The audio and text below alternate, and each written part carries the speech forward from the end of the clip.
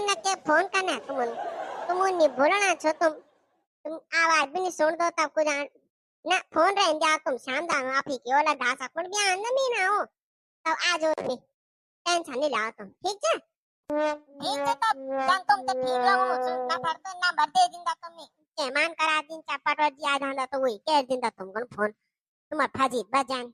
पर जब तुम घास को आनी च तो तब फिर बढ़िया च हां ठीक है चालू छो आमी नमस्कार जी बोड़ी प्रणाम